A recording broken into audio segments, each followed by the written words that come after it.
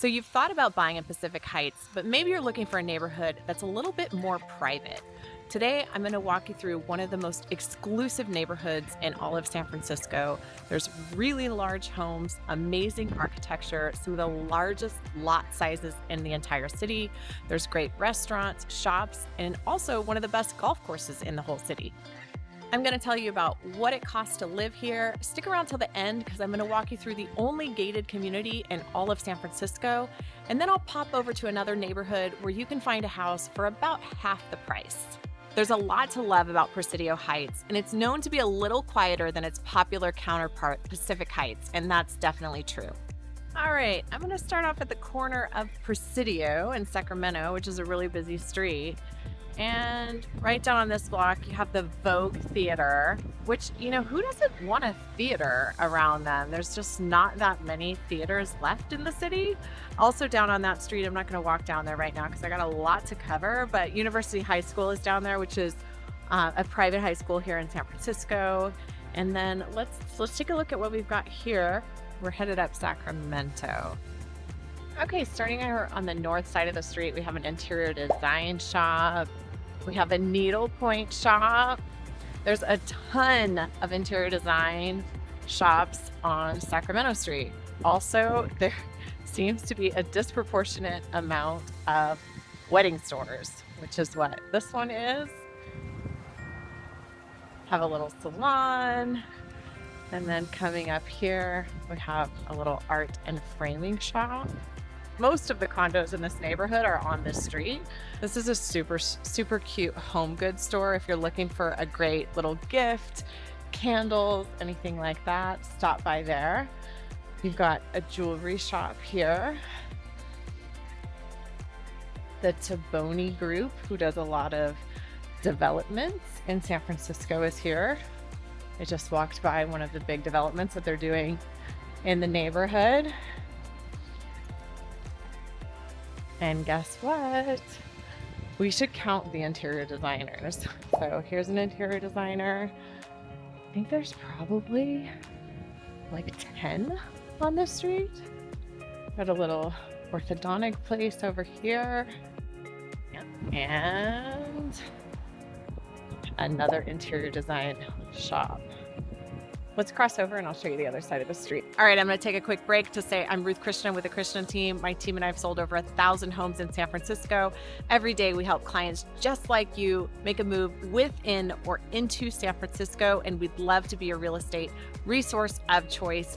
Feel free to smash that subscribe button and leave any questions or comments below. So we just hit Walnut. So coming up here, we have Thomas Mosier Cabinets. This is a high-end furniture design store, a maternity store, which is always a great find when you're pregnant. I feel like it's so hard to find good maternity. A great little dry cleaning and alterations place. And then I've heard this kids shop, my kids are no longer that young, but I've heard this kids shop is really cute. And then coming up here, we have a residential building. If I remember correctly, there's 2 of these consignment stores. I think one is men's and one is women's on this street. And then Skin Spirit, super popular for your facials, Botox, all of the things. They have quite a few different locations around San Francisco. Lots of my friends go. I'm not saying I don't get Botox, I just don't get it there. This Barista Cafe is somewhat new. I actually haven't had a chance to pop in there yet. It's a little coffee shop. And then you have a high-end woman's boutique. All right, crossing over Walnut Street, still on Sacramento. Guess what, guys? Another interiors shop. Another interior designer. This is a really buttoned down, supposed to be like curated clothing. It actually looks super fun. I should definitely go in there. I haven't been in. Kendall Wilkinson is a super famous designer here in San Francisco. I think she works all over the country. I love her work. This is a kids workshop where they do like art classes for kids. Another furniture shop. Serena and Lily, I think we all know.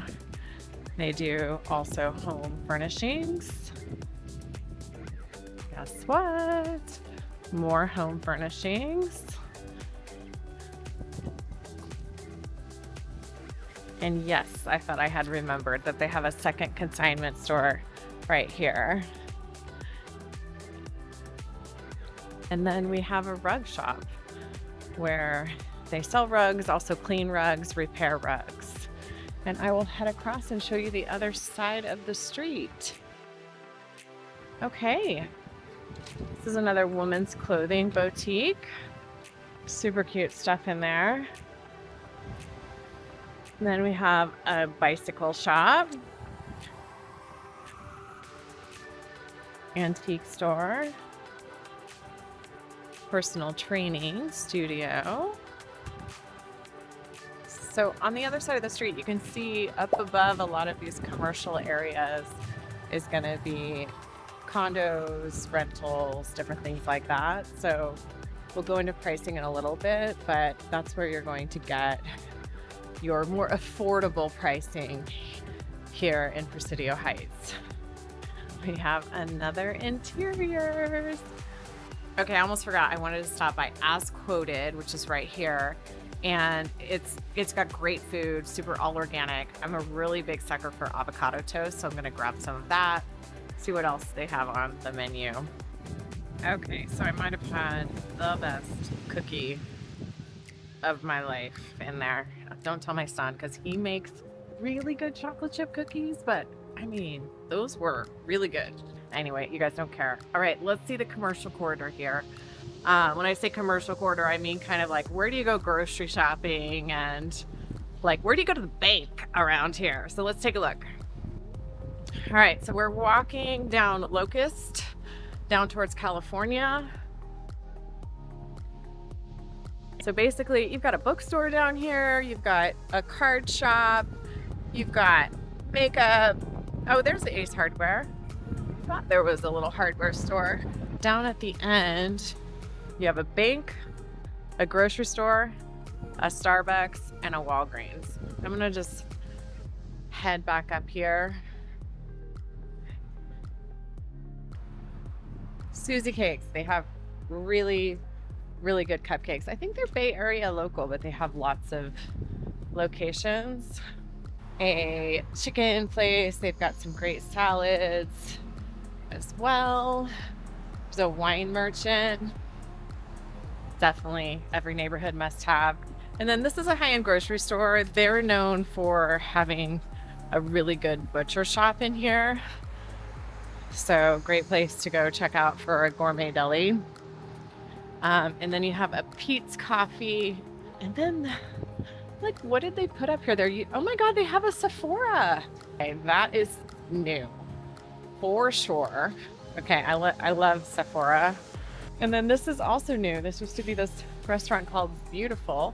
With that, you guys, let's head over to Presidio Terrace.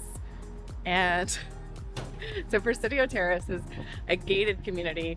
I've gone in there before for tours and stuff like that. They have a security guard. They're posted outside, I think really just during business hours. But when I was doing research for this video, I actually started getting worried if they're gonna let me in. So let's find out if they do or not. So I also mentioned parks. So Presidio Park is a local park here. It's actually a national park. And it used to be a former army base. There's tons of trails, hiking, there's picnicking, there's campsites, there's a golf course, there's a visitor center, there's a beach. So it's a really great park. Highly encourage you to check it out if you haven't. Okay, so this is Presidio Terrace, and we're gonna go in there and take a look around. It's the only gated community in all of San Francisco. As you can see, the streets are really wide. It's a circular drive. Beautiful palm trees. So Presidio Terrace was one of the first master plan communities in San Francisco. There's only 36 homes that are built around a circular drive there. If you're interested in some local gossip, there's a crazy story about a couple that actually bought the street there, and it caused a major uproar in San Francisco among those residents, and it actually was reversed. But anyway, there's a lot of very notable people that have lived there or do live there. Nancy Pelosi had a home there. Dianne Feinstein had a home there, and it has 24-hour security. Homes do not come up often there. There's a home that I'm going to show you that sold for just over $1,700 a square foot. The lots are really large. They're super detached. It's a really cool spot. This one sold last year for just over $13 million, and it was a 10,000 square foot home. Check out the lot on this baby. I mean, it's such beautiful grounds, like just really nice space between the homes. So this is a highly unusual little street. So let's talk a little bit about what it costs to live here. So this is definitely one of the most expensive neighborhoods in all of San Francisco. It's pretty closely tied with Pacific Heights. You're looking at an average price at just under $9 million. In Pacific Heights, your average price is just over $8 million. One of the big differences, there's just not as many sales. It's a really small neighborhood. Last year, there were only 17 single-family home sales in the neighborhood versus 28 in Pacific Heights. I actually expected there to be a bit more than 28 in Pacific Heights because the neighborhood is almost twice as big in terms of population and density. If you can't quite afford an $8 or $9 million house, and they do go up from there, there are some condos. They're generally around 2,000 square feet, and they sell for about $2.5 million at about $1,200 a square foot, versus the single family home average is about $1,500 a square foot. And they go up around $2,000 a square foot is where they kind of max out. It has gone over that. And then you can find something as low as about $800 to $900 a square foot, but it's going to be an absolute fixer that needs millions and millions of dollars worth of work. Let me walk over and I'll show you one that sold at the top of the range. And then I'll also show you one that sold at the bottom of the range so that you can kind of see the difference. So the one that sold at the top of the range was Julia Roberts' former home. And actually, I think part of the reason why it sold so high is because, like, who doesn't want to live in Julia Roberts' former home? So I think she got a little bit of a premium for her home because of that. Typically at the high end of that price per square foot, you're looking at really nice views. You're looking at amazing level of finishes. And then at the lowest end of the range, as I mentioned, you're looking at a fixer. Just like Pacific Heights, the most expensive streets in this neighborhood are going to run east to west, where you're going to get the best views. But the views in this neighborhood are not quite as epic as the views in Pacific Heights because the hill is not quite as tall. So you do end up with some houses blocking your views from your main level on most of the streets. Okay, right now I'm walking down Washington, and I just wanted to give you a sense of the scale of some of the homes in the neighborhood. As you can see, a lot of these homes are well over 10,000 square feet. The lots over here, in most of San Francisco, the lots are only 25 feet wide, so they're really narrow, which means even to get like a 3,000 or 4,000 square foot house, you often have to go up multiple levels in order to accomplish that. You notice these homes do often go up multiple levels as well, but that's just because they're so large. You'll notice it's Saturday today, you guys, and I'm walking in the middle of the street. There's really not a lot of car traffic that goes through here. By San Francisco standards, that is. All right, so I'm gonna walk over and I'm gonna show you Julia Roberts' home that sold earlier this year. It was a really nice understated home.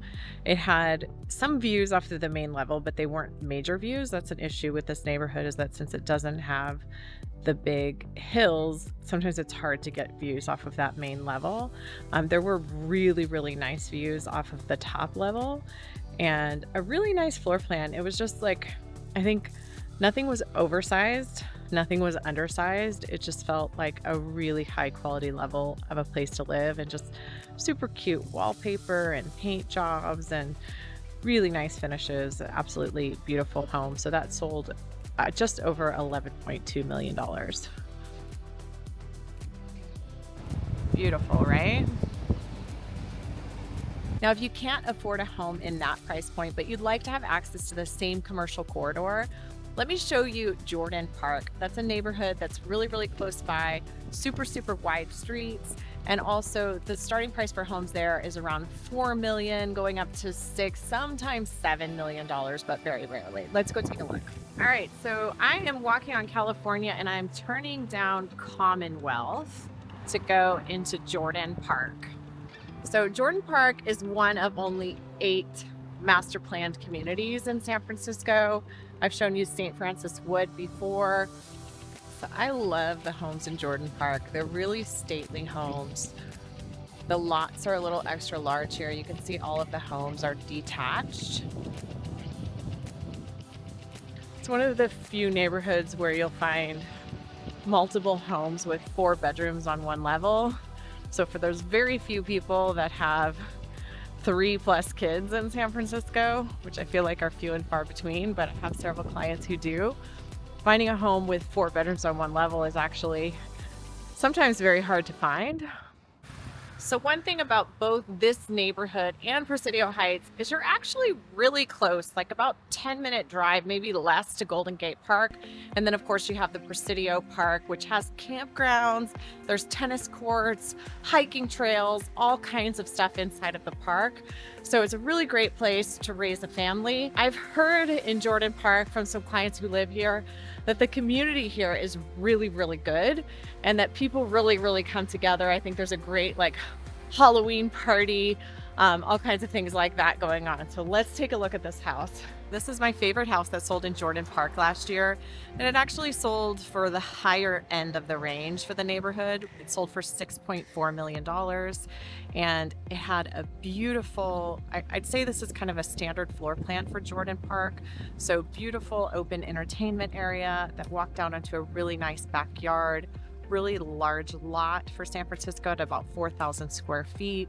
All of the bedrooms were located above, and then you had a nice family space down below for an additional family room as well. You can definitely find a house for $4 million in the neighborhood. You're going to be looking at something that needs a bit more work than this house. So what pushed this up on a price per square foot basis was just the high-end level of finishes. It was really done, and given how expensive construction is in San Francisco right now, done houses are doing very, very well. Let me know in the comments below if you like this sort of walking tour. I'll link a few others down in the description below of other walking tours that we've done. If you'd like to connect about your specific needs and your specific budget, feel free to text us at this number right here or email us at hello@ruthkrishnan.com.